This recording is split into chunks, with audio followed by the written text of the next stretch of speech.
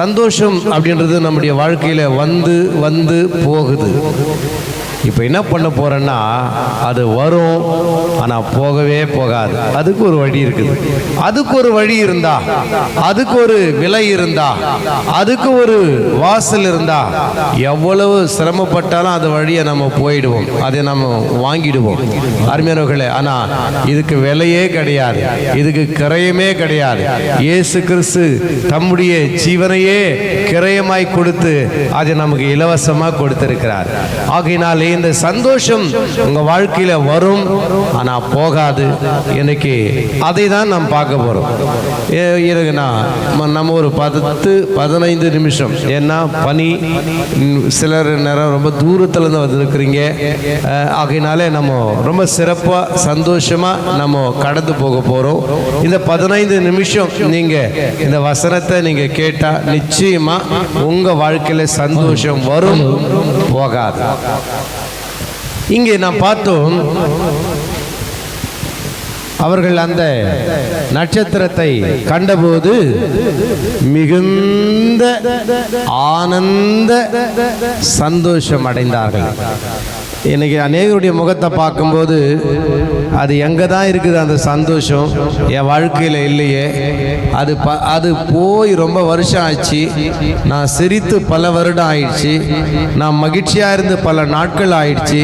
என் வாழ்க்கையில் யாராலும் எனக்கு சந்தோஷம் இல்லை, இல்லையா? மனைவியால் சந்தோஷம் இல்லை, கணவனால் சந்தோஷம் இல்லை, பிள்ளைகளால் சந்தோஷம் இல்லை, நண்பர்களால் சந்தோஷம் இல்லை, உறவுகளால் சந்தோஷம் இல்லை, என் சம்பாத்தியத்தில் சந்தோஷம் இல்லை, என் சரீரத்தில் இல்லையா ஆரோக்கியம் இல்லாததுனால சந்தோஷம் இல்லை, என் பாவ வாழ்க்கையினாலே எனக்கு சந்தோஷம் இல்லை.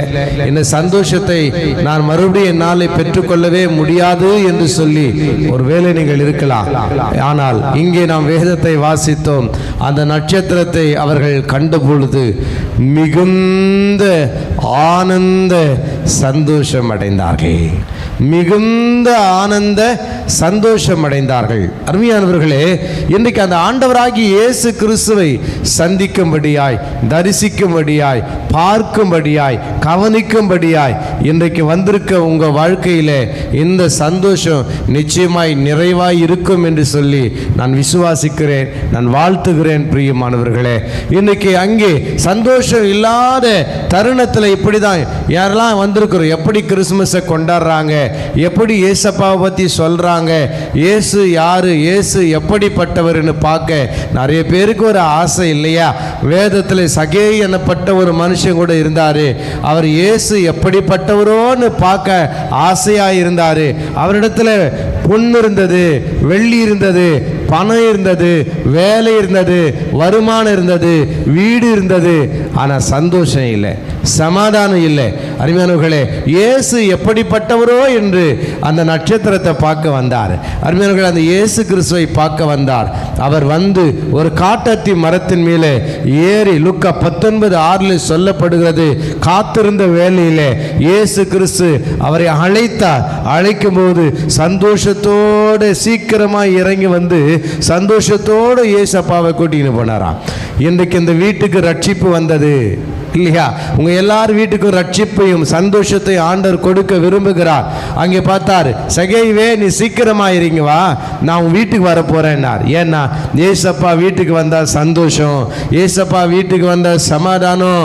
இன்றைக்கு இயேசு கிறிஸ்து சகே வீட்டுக்கு போன போது ஒரு பெரிய சந்தோஷம் வந்துச்சு, சமாதானம் வந்துச்சு.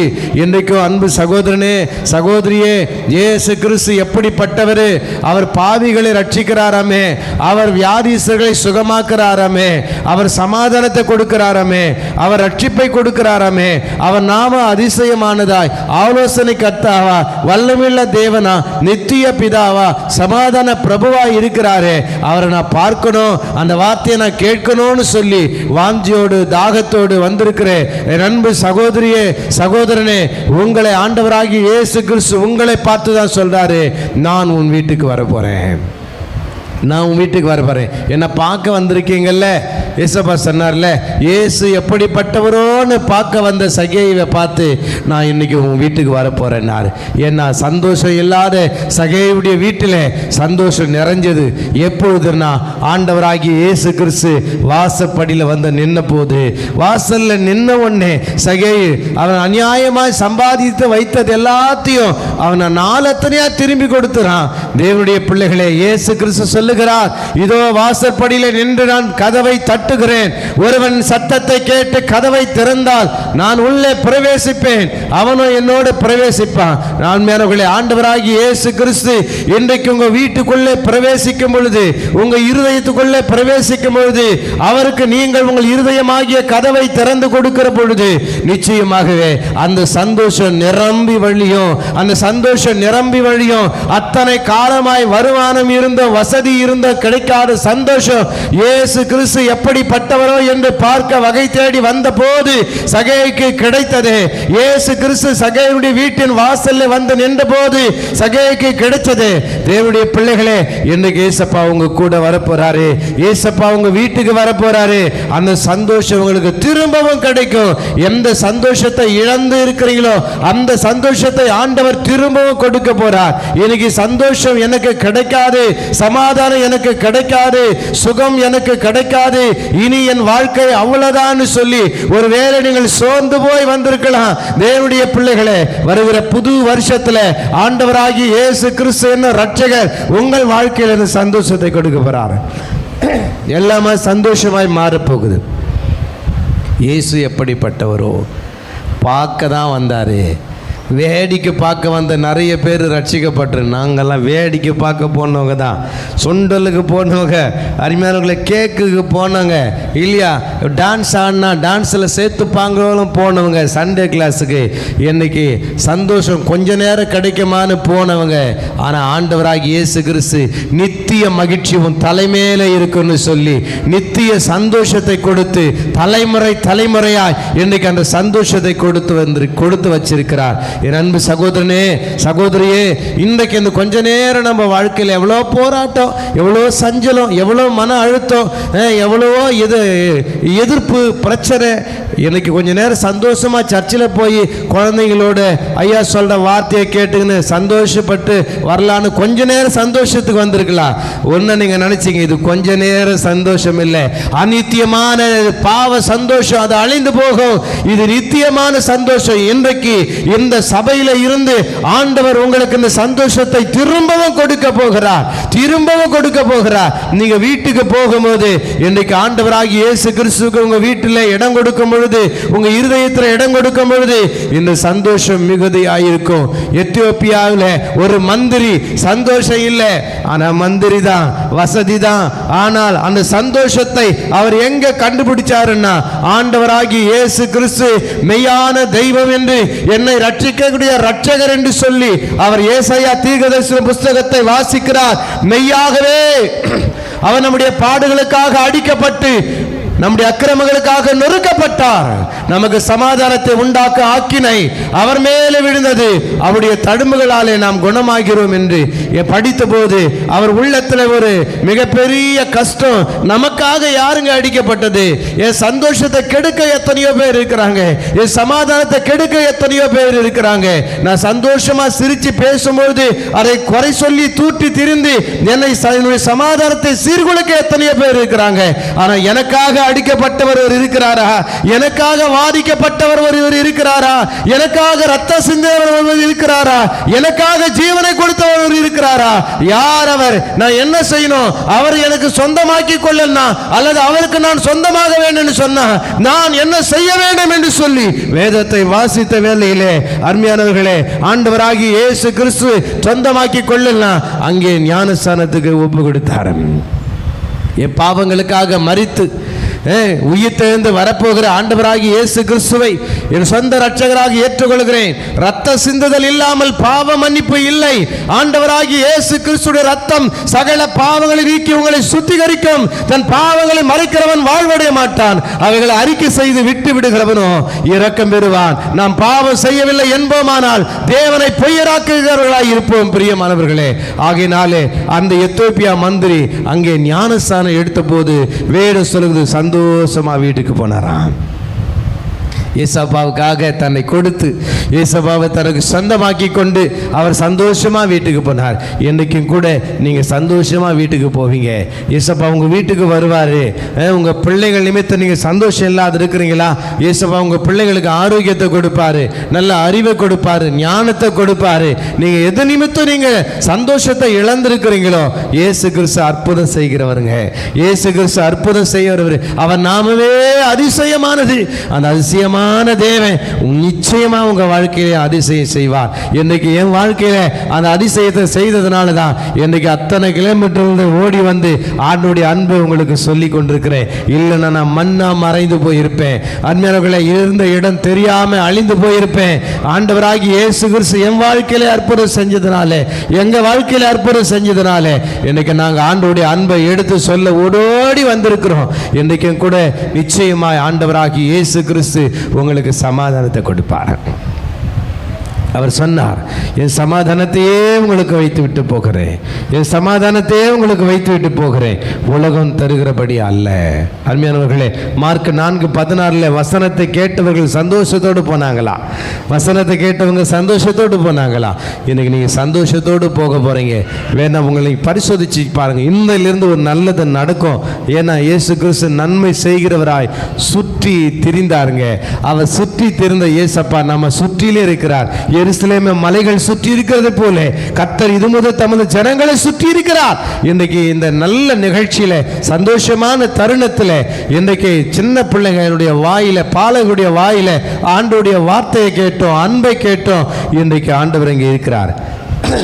நிச்சயமாகவே இந்த கிறிஸ்துமஸ் நாட்களில் உங்கள் உள்ளத்திலே சபா பிறகு போகிறார், உங்கள் இல்லத்திலே சபா பிறகு போகிறார். பவுல் சொல்ல, கிறிஸ்து உங்களில் உருவாகும் அளவும் நான் மறுபடியும் கர்ப்ப வேதனைப்படுகிறேன். ஆக இந்த ஆண்டவராகிய இயேசு கிறிஸ்து உங்களுக்கு சமாதானத்தை கொடுப்பார், சந்தோஷத்தை கொடுப்பார், மகிழ்ச்சியை கொடுப்பார்.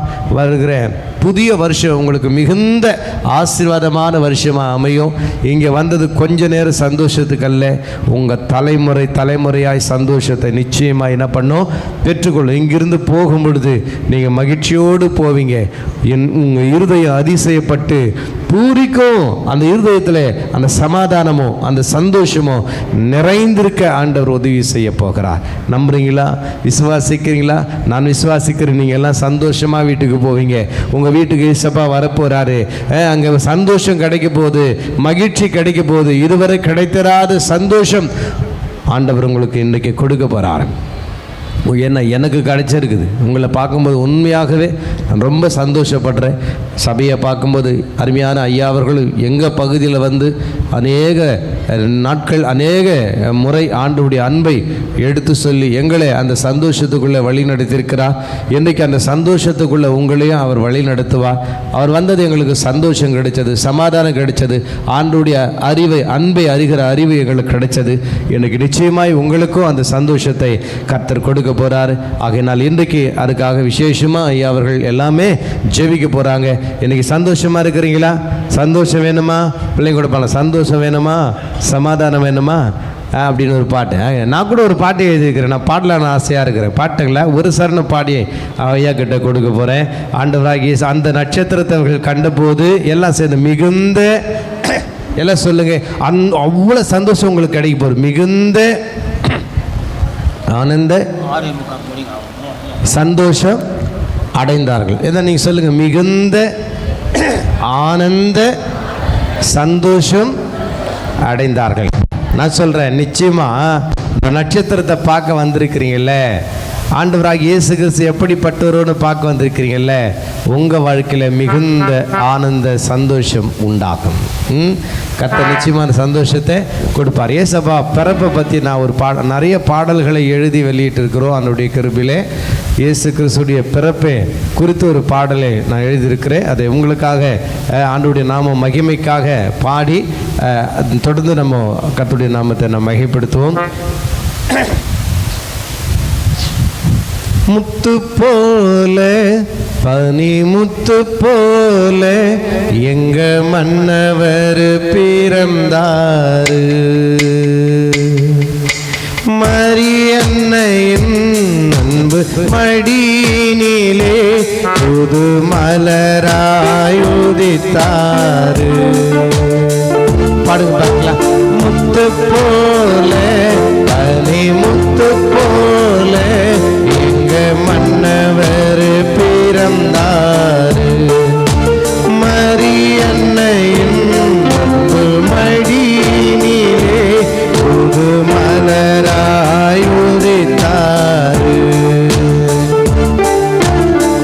பாவம் பாராத கண்கள் இரண்டும் பாவ உலகினில் விழிக்கின்றது.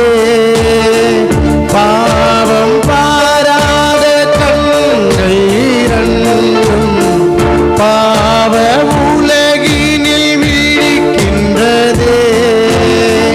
பளிங்கு போன்ற பாதங்கள் ரெண்டும் மாட்டு தொழுவத்தில் ஜொலிக்கின்றது. பளிங்கு போன்ற பாதங்கள் ரெண்டும் மாட்டு தொழுவத்தில் ஜொலிக்கின்றது. முத்து போல பனி முத்து போல எங்க மன்னவர் பிறந்தாரு. மரியன்னையின் அன்பு மடியினிலே புது மலராய் உதித்தாரு. வானில் தோன்றும் நட்சத்திரமாக வள்ளல் இயேசு பிறந்தாரு. வானில் தோன்றும் நட்சத்திரமாக வள்ளல் இயேசு பிறந்தாரு. நீதி என்னும் சூரியனாக உலகில் ஒளியை தந்தாரு.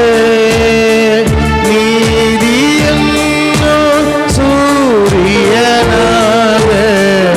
உலகில் ஒளியை தந்தாரு. முத்து போல பனி முத்து போல எங்க மன்னவர் பிறந்தாரு. எல்லாம் சேர்ந்து முத்து போல பனி முத்து போல எங்க மன்னவர் பிறந்தாரு. மரியன்னையின் அன்பு மடியினிலே புது மலராய் உதித்தாரு. கைவிரல் எல்லாம் தாமரை போல பிரிந்து மெல்ல அசைகின்றது. கைவிரல் எல்லாம் தாமரை போல பிரிந்து மெல்ல அசைகின்றது.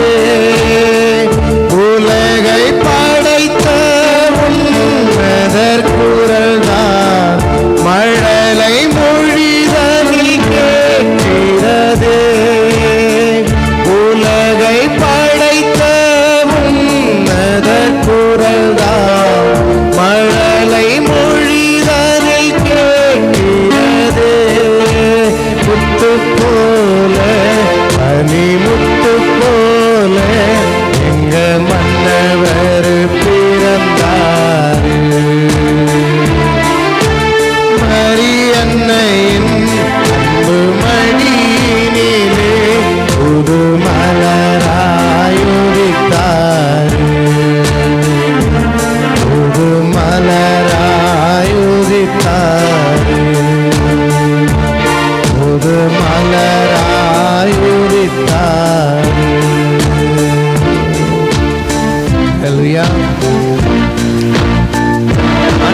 இயேசு கிறிஸ்து பிறந்த எவ்வளோ சந்தோஷம். அவர் பறந்தாருன்னு நினச்சி நம்ம இந்த பாட்டு வந்துச்சு. அவ்வளோ அழகா இந்த பாடல் வெளியிட்டுக்கிறோம். யூடியூப்ல கூட இருக்கு. அந்தியோகியா மினிஸ்ட்ரின்னு போட்டால் அந்த பாடல் வரும். ஐயாவுக்கு நான் அனுப்பிச்சு விட்றேன். அருமையானவர்களே, ஆண்டவராகிய இயேசு கிறிஸ்து எவ்வளோ அவர் இனிமையானவர். இனிமையானவர் மாத்திரம் இல்லை, அவரை நேசிக்கிற, அவரை விசுவாசிக்கிற, அவரை பின்பற்றுகிற எல்லாருடைய வாழ்க்கையும் இனிமையாய் மாற்றக்கூடியவருங்க. இனிமையாய் மாற்றக்கூடியவர். ஆகினாலே வாழ்க்கையில கசப்பான சூழ்நிலை வந்திருக்கலாம். வேதத்துல ஒரு சகோதரி இருக்கிறாங்க, நகோமின்னு. அந்த நகோமின்னாவே இன்போன்னு பேரு, பொருள். ஆனா அவங்க வாழ்க்கையில துன்பத்தை தான் அனுபவிச்சாங்க. அவங்க சொல்றாங்க, என் பேரே மாத்திடுங்க, என் வாழ்க்கையில எனக்கு சந்தோஷம், இனிமை, இன்பம்னு பேரை ஆண்டவர் எனக்கு வச்சாரு. ஆனா என் வாழ்க்கையில எந்த இன்பமும் இல்லை, எந்த சந்தோஷமும் இல்லை. அதற்கு மாறாய் சர்வ வல்லமை உள்ளவர் எனக்கு மிகுந்த கசப்பை கொடுத்தார் என்று. ஆனா இல்லை, அந்த கசப்பை ஆண்டவராகி இயேசு கிறிஸ்து என்னும் ரட்சகர் அங்கே மதுரமாய் மாற்றினார். ஆண்டவர் நகோமி என்ற பேருக்கு ஏற்ற வண்ணமாய் அவங்க வாழ்க்கையில இனிமையை அனுமதிச்சார். என் கருமையான தேவனுடைய பிள்ளைகளே, வேதத்துல மாறா என்கிற ஒரு இடம் இருக்குது. அது மகா கசப்பான ஒரு இடம். அந்த தண்ணி மகா கசப்பான ஒண்ணு. அங்கே ஒரு மரத்தின் கிளையை வெட்டி போடும் பொழுது அந்த கசப்பான தண்ணி மதுரமா மாறிச்சு. இன்றைக்கு அந்த சிலுவை மரம் உனக்காக எனக்காக சர்வ லோகத்தின் பாவங்களை சுமந்து தீர்க்கிற தேவ ஆட்டுக்குட்டி ஆகிய இயேசு கிறிஸ்து என்ன ரட்சகர் சுமந்த சிலுவை மரம் உன் வாழ்க்கையில எந்த இடத்துல கசப்பா இருக்கிறதோ அதை ஆண்டவர் மதுரமாய் மாற்ற போறார். எந்த இடத்துல அள்ளி பருகினாலும் கசப்பு, எந்த மூலையில போனாலும் கசப்பு, என் வாழ்க்கையில எதை பேசினாலும் கசப்பு, எதை செய்தாலும் கசப்பு, எங்க போனாலும் கசப்பு, இதுதான் என் வாழ்க்கையா என்று சொல்லி மனம் நொந்து வந்திருக்கிற தேவனுடைய பிள்ளையே, சகோதரியே, ஆண்டவராகி இயேசு கிறிஸ்து உன் கசப்பான வாழ்க்கையை உன் மாறாத மதுரமாய் மாற்ற போகிறார். சிலுவை மரத்தினாலே, அவர் சிந்தின ரத்தத்தினாலே பாவ மன்னிப்பாகிய மீட்பை அவர் நமக்கு உண்டு பண்ணினார். பிரியமானவர்களே, அந்த மாறாவின் கசப்பு மதுரமாய் மாறும், மதுரமாய் மாறும், இன்பமாய் மாறும். ஆக அந்த இயேசு கிறிஸ்து என்ற ரட்சகர் இன்றைக்கு அந்த மதுரமான இல்லை இன்பமானவராயிருக்கிறார். தம்மை அன்பு கொள்ளுகிற எல்லாருக்கும் அந்த இன்பத்தை கொடுக்கிறார், மகிழ்ச்சியை கொடுக்கிறார். ஆகையினால் இன்றைக்கும் அந்த மகிழ்ச்சி உங்க தலைமையில இருக்கும். அந்த மகிழ்ச்சி உங்களுக்குள்ள நிறைஞ்சிருக்கும். அதுக்கு ஒரே வழி இயேசு கிறிஸ்து. நானே வழியும் சத்தியமும் ஜீவனமாக இருக்கிறேன். அந்த ஆண்டவராக இயேசு கிறிஸ்து உங்களை அதிகமாக நேசிக்கிறார். எனக்காகினால்தான் இன்றைக்கு அந்த அன்பை ருசிக்க நீங்க வந்திருக்கிறீங்க. ஆண்டவர் உங்களை நடத்தி கொண்டு வந்திருக்கிறாரு. நிச்சயமாகவே இந்த சந்தோஷம் உங்க வாழ்க்கையில நிலைச்சிருக்கிற போது ஏன்னா அந்த அன்பு அவ்வளோ இனிமை,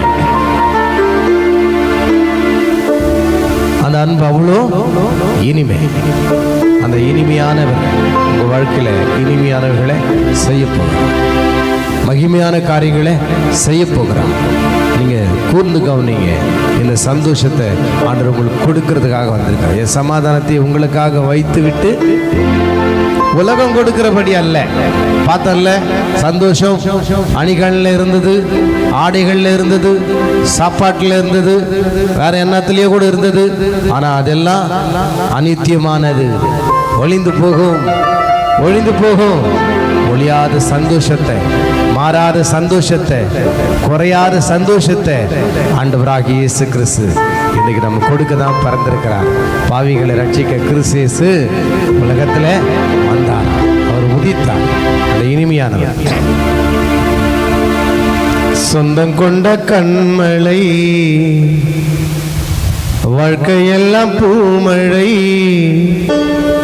சொல்ல தெரியவில்லை அன்பை, சொல்ல தெரியவில்லை, சொல்ல தெரியவில்லை அன்பை, சொல்ல தெரியவில்லை. நேசர் என்னை சொந்தம் கொண்டார், நெஞ்சம் இனிக்கிறது. எல்லாம் சேர்ந்து பாடலாம். ஒரு வரி பாட்டா, ரெண்டாவது வரி அந்த இனிமை நமக்குள்ள வரணும். நேசர் என்னை சொந்தம் கொண்டால் நெஞ்சம் இனிக்கிறது, நீதான் எந்தன் பிரியம் என்றால் வாழ பிடிக்கிறது. நேசர் என்னை சொந்தம் கொண்டால் நெஞ்சை இனிக்கிறது. நீதான் எந்தன் பிரியம் என்றால் வாழ பிடிக்கிறது. சொந்தம் கொண்ட கண்மலை வாழ்க்கையெல்லாம் பூமழை. சொந்தம் கொண்ட கண்மலை வாழ்க்கையெல்லாம் பூமழை. சொல்ல தெரியவில்லை அன்பை சொல்ல தெரியவில்லை. சொல்ல தெரியவில்லை அன்பை சொல்ல தெரியவில்லை. நேசர் என்னை சொந்தம் கொண்டார் நெஞ்சை இனிக்கிறது. நீதா எந்தன் பிரியம் என்றால் வாழ பிடிக்கிறது.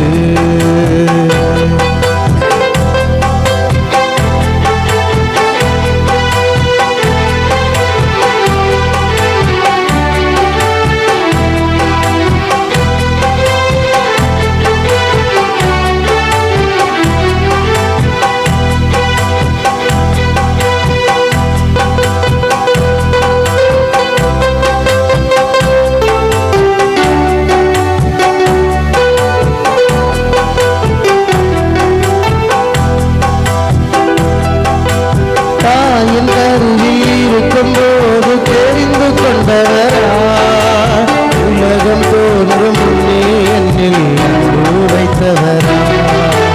தாயின் கருவில் இருக்கும்போது தெரிந்து கொண்டவரா. உலகம் தோன்றும் முன்னே என்னில் அன்பு வைத்தவரா. ஜீவ தண்ணீர் ஊற்றினார், ஜீவ பாதை காட்டினார். ஜீவ தண்ணீர் ஊற்றினார், ஜீவ பாதை காட்டினார். ஜீவ அப்பம் நான் தான் என்றார். நேசர் என்னை சொந்தம் கொண்டால் நெஞ்சை இனிக்கிறது. நீதா எந்தன் பிரியம் என்றால் வாழ பிடிக்கிறது. சொல்லுங்க. நேசர் என்னை சொந்தம் கொண்டால் நெஞ்சை இனிக்கிறது. நீதா எந்தன் பிரியம் என்றால் வாழ பிடிக்கிறது. சொந்தம் கொண்ட கண்மழை வாழ்க்கையெல்லாம் பூமழை.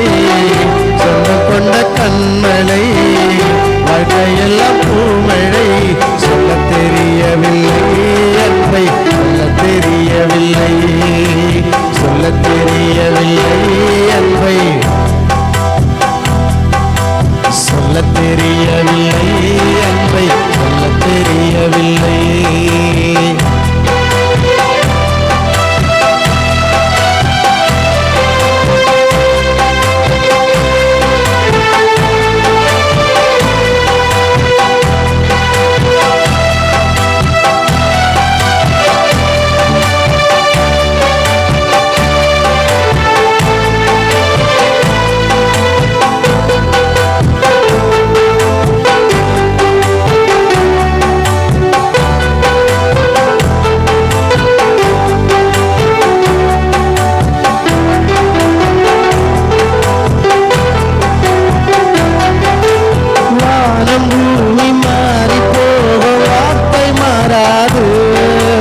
வார்த்தைப்படி வாழும் பேர்க்கு வெட்கம் வராது.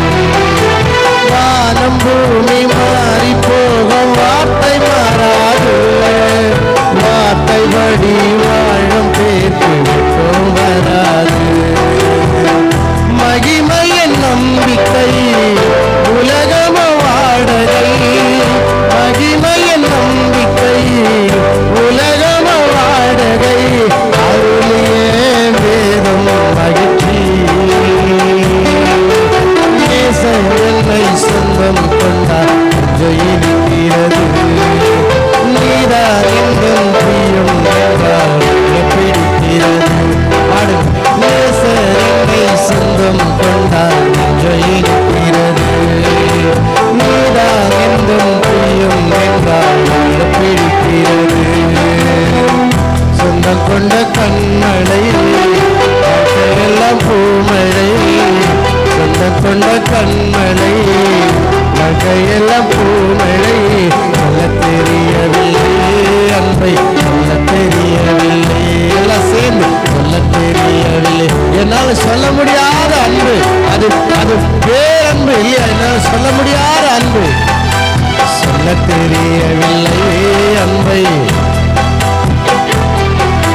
சொல்ல தெரியவில்லை அன்பை, சொல்ல தெரியவில்லை, சொல்ல தெரியவில்லை அன்பை, சொல்ல தெரியவில்லை, சொல்ல தெரியவில்லை அன்பை, சொல்ல தெரியவில்லை. சொல்ல முடியாத அன்புங்க, வாயிலெல்லாம் சொல்ல முடியாது. அது உயிரில் கலந்தது, உணர்வில் கலந்தது. அவ்வளோ அன்பு. வேறு சொல், தேவன் தம்முடைய ஒரே பேரான குமாரனே விசுவாசிக்கிறவன் எவனோ அவன் கெட்டு போகாமல் அவன் நித்திய ஜீவனை அடையும்படிக்கு அவரை தந்தருளி இவ்வளவாய் உலகத்தில் அன்பு கொண்டார். அவரையே கொடுத்த அன்பு, தன்னையே கொடுத்த அன்பு. சண்டே கிளாஸ்ல இவ்வளவாய் அன்பு கொடுத்தா, அன்பு கொண்டார்ன்றத நம்ம எவ்வளோ பெருசா சொல்றோமோ அவ்வளோ பெருசா சொல்லணும்ன்றதுக்காக இவ்வளவாய் அன்பு கொண்டாருனுங்கள சொல்ல முடியாது. யாருக்கு எவ்வளோ பெருசாக கை நீட்டுறோமோ பார்க்குறேன்டா, என்னதான் இயேசுப்பா ரொம்ப நேசிச்சார்னு கை இவ்வளோ இவ்வளோ இவ்வளோ இவ்வளோன்னு சொல்ல, அதையும் தாண்டி ஆண்டவர் அன்பு செலுத்த சொல்ல முடியாத அன்பு. அந்த அன்பை தான் நீங்கள் தேடி வந்திருக்கிறீங்க. அந்த அன்பு தான் உங்களை தேடி வந்திருக்குது. அந்த அன்பு தான் எனக்கு நம்ம வாழ வச்சிருக்குது, பாட வச்சிருக்குது, நிற்க வச்சிருக்குது.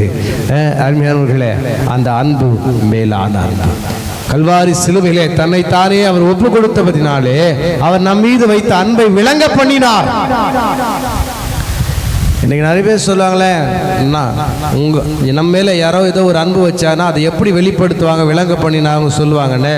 ஆனால் ஈசப்பா எப்படி அதை வெளிப்படுத்தினார்னா ஜீவனையே கொடுத்து வெளிப்படுத்தினார், விளங்க பண்ணினார். அந்த மேலான அன்பு உங்களை தேடி வந்திருக்கிறது. ஆக இன்றைக்கும் கூட கர்த்தராகிய இயேசு கிறிஸ்துவை விசுவாசியுங்கள், அப்போது நீங்களும் உங்கள் வீட்டாரும் ரட்சிக்கப்படுவீர்கள். அருமையானவர்களே, மறுபடியுமாய் என்னுடைய கிறிஸ்துமஸ் மற்றும் புத்தாண்டு நல்வாழ்த்துக்களை நான் முன்கூட்டியே உங்களுக்கு நான் தெரிவித்துக் கொள்ளுகிறேன். உங்களுக்காக ஜெபித்துக் கொள்ளுகிறேன்.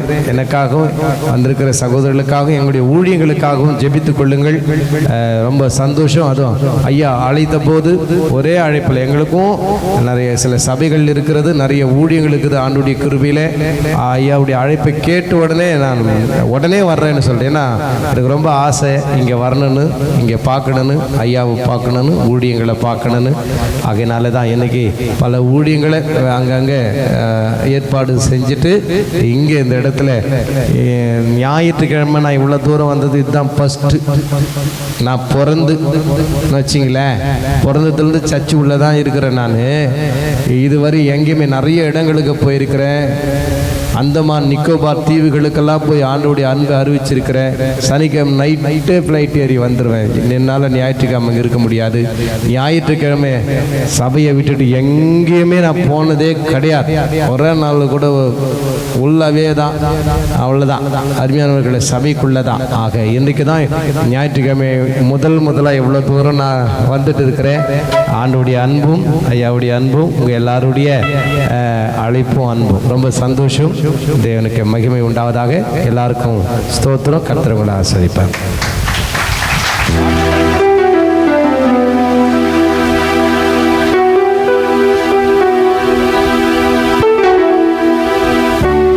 இயேசு கிறிஸ்துவின் இனிய நாமத்தினாலே இம்மட்டுமாய் நீங்கள் இருந்து தேவ செய்தியை கேட்டீர்கள். உங்களுக்கு ஆசீர்வாதமாய் இருந்திருக்கும். நான் ஆரம்பத்திலே சொன்னேன், இப்பொழுது ஒரு நிலையில் இருந்திருப்பீங்க, போகும்போது ஒரு சமாதானத்தை தேவன் உங்களுக்கு தருவார் என்று. அருமையான போதகர் அவர்கள் ஒரு நல்ல ஒரு செய்தியை தந்திருக்கிறார். இந்த கிறிஸ்துமஸ் நாளிலே இந்த கிராமத்திற்கும் உங்களுக்கும் உங்கள் குடும்பத்திற்கும் ஒரு சமாதானத்தை தேவன் தந்திருப்பார். உலகத்தில் எங்கு பார்த்தாலும் சமாதானம் இருக்கார். வருத்தப்பட்டு பாரம் சுமக்கிறவர்களே, நீங்கள் எல்லோரும் என்னிடத்தில் வாருங்கள், நான் உங்களுக்கு இளைப்பாறுதலை தருவேன். தேவன் மாத்திரமே ஒரு இளைப்பாறுதலை தருகிற தேவனா இருக்கிறார். மட்டுமாய் நீங்கள் இளைப்பாறுதல் இல்லாதபடி நீங்கள் இருந்திருந்தால் இந்த வேலையிலும் தேவன் உங்களுக்கு இளைப்பாறுதலை தருவார். கடைசி தருவாயில் நம்ம இருக்கிறோம். இன்னும் ஒரு 10 நிமிஷத்தில் நம்ம முடித்திருக்கலாம். அருமையான சகோதரர் ஒரு பாடலை பாடுவார். அதற்கு பிறகு உங்களுக்கான நேர்த்தியான உணவுகளோ இல்லை நேர்த்தியான காரியங்களோ சபையின் மூலமாய் செய்யப்படும். இம்மட்டுமாய் நீங்கள் அமைதியாய் அமர்ந்து தேவனுடைய மகிமையும் அன்பும் ருசி பார்த்ததற்காக உங்களை இயேசுவின் நாமத்தினாலே வாழ்த்துகிறேன், அன்பு கூறுகிறேன். இது மதத்திற்கான கூட்டமோ இல்லை மார்க்கத்திற்கான கூட்டமோ அல்ல. இயேசு கிறிஸ்து மதத்திற்காக மார்க்கத்திற்கான தெய்வம் அல்ல. அவர் மனிதருக்கான தெய்வம். அவர் ஒரு மனிதனுக்கான தெய்வம், ஒரு மதத்திற்கான தெய்வம் அல்ல, ஒரு மார்க்கத்திற்கான தெய்வம் அல்ல. அவர் ஒரு மனிதனுக்காக தெய்வம். இந்த மனிதருக்கான தேவன் உங்களுக்காகவும் எனக்கான தெய்வம். அவர் உங்களுக்காகவும் மறிக்கப்பட்டார், உங்களுக்காகவும் இந்த உலகத்தில் பிறந்தார். அதனால் நீங்கள் ருசி பார்ப்பது தான் நாங்கள் பெறும் மிக மிக ஆசீர்வாதமோ இல்லை மகிழ்ச்சியோ. மட்டுமாய் நீங்கள் வெயிட் பண்ணதுக்காக உங்களை மீண்டுமாய் அன்பின் வாழ்த்துதலை தெரிவித்துக் கொள்கிறேன்.